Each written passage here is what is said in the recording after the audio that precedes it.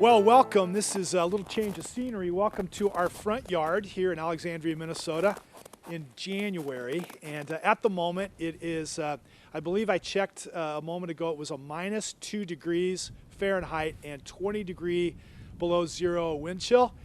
I don't know if those of you that are Celsius, like if it even goes down that far, but it's cold. We're out here because my esteemed producer, Elizabeth, knows that I can get a little bit long-winded about the topic that I'm going to share with you. This is my doctoral dissertation. I'm going to give you about a 10-minute synopsis. I could talk for 5 hours on this because it's really exciting to me. But we're out here in the cold because I'm not going to last very long. And so here we go.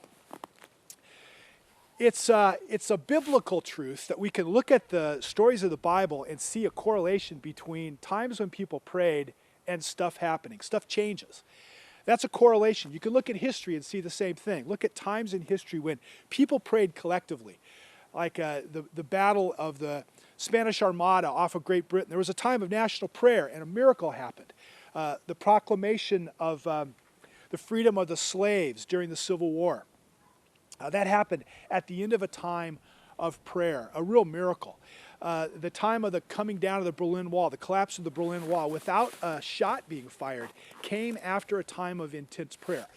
Prayer really does affect the world around us. There's a correlation to that. But it could be argued that that's just an accident. It's just a coincidence. And a few years ago, actually some time ago, people began to ask, could we go further in looking and measuring the effects of prayer? Could we actually do what we do in science and isolate variables and go beyond just coincidences and connections that we see and actually test it in some real tangible way?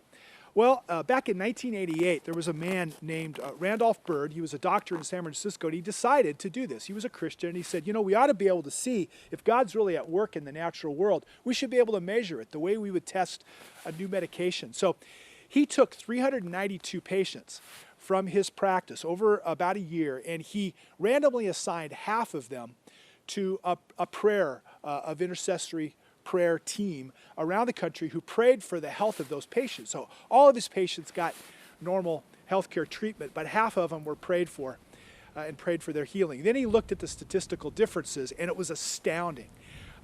His patients were far more likely the patients that were prayed for were far more likely to get better. They had fewer complications. It was just really stunning. And he published these results. This was a double-blind study, so there was no placebo effect. The patients didn't know that they were being prayed for, and the results were stunning. He published the results, and it really sent shockwaves through the scientific community. What followed over the next 10 years were a whole series of scientific experiments done on the power of prayer. And I documented a lot of those in my doctoral research, looking at the parallels of what happened. And it's just really remarkable. The effects of God acting through prayer are evidenced even in scientific discoveries. And a guy named Harris, a doctor named Harris in Kansas City, replicated Bird's study. There were studies on AIDS patients. There were studies in rheumatoid arthritis. On and on it went in the physical domain. And prayer, or God acting through prayer, was observable. We could never see exactly how it happened, but that it happened was undeniable. Well, as I was looking for areas of research in my doctoral studies in leadership, I thought, and I ran on these scientific studies on healing, and I wonder if anybody's done anything like this from a social science standpoint, on a leadership basis. And so I actually set up an experiment because I saw that there was a real gap in that research. No one had ever asked, could we see a difference in prayer based on human decisions, on persuasion and attitude change? And so that's what I did for my doctorate. I did the first quantitative study of intercessory prayer in the social sciences. And the results were really amazing. The results are right here.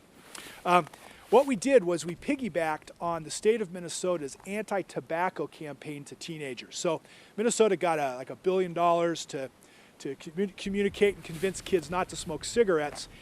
I was wondering, if we prayed for a portion of those kids, would we see a difference? My hypothesis was that we would, that kids that were prayed for would respond more favorably to that information. And so we had 236 students in our study, which is large for a doctoral study. We randomly assigned half those kids to intercessory prayer. We had Christians praying for them every day for 30 days and just said, Lord, may they be open to principles of truth. May they be persuaded by truth. We believe that God wanted them not to smoke. It's not a good thing physically.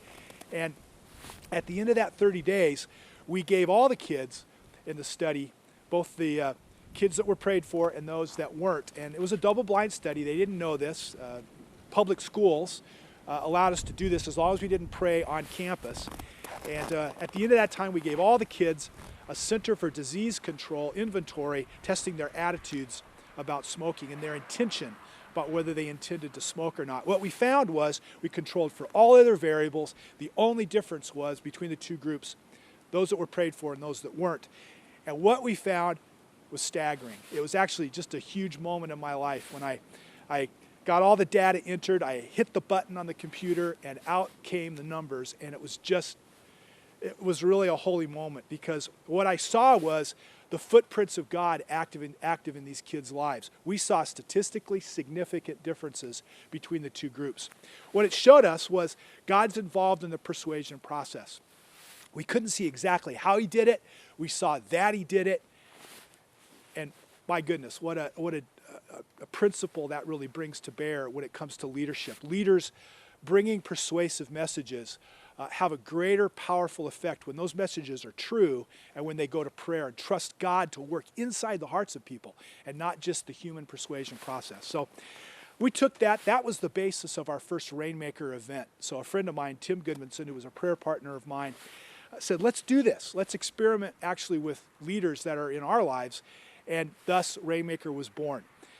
God wants to show us today still that he's involved. And we're doing this experiment with you in the same way that these other experiments have been laid out. We want to document what God does. I don't know how he's going to work. We know that he does respond to the process of communication and prayer. And just know that there's correlations, but there's also scientific evidence to show that God works. So I'm really, really cold, and I'm going to go inside, and let's get going, shall we? Thanks a lot.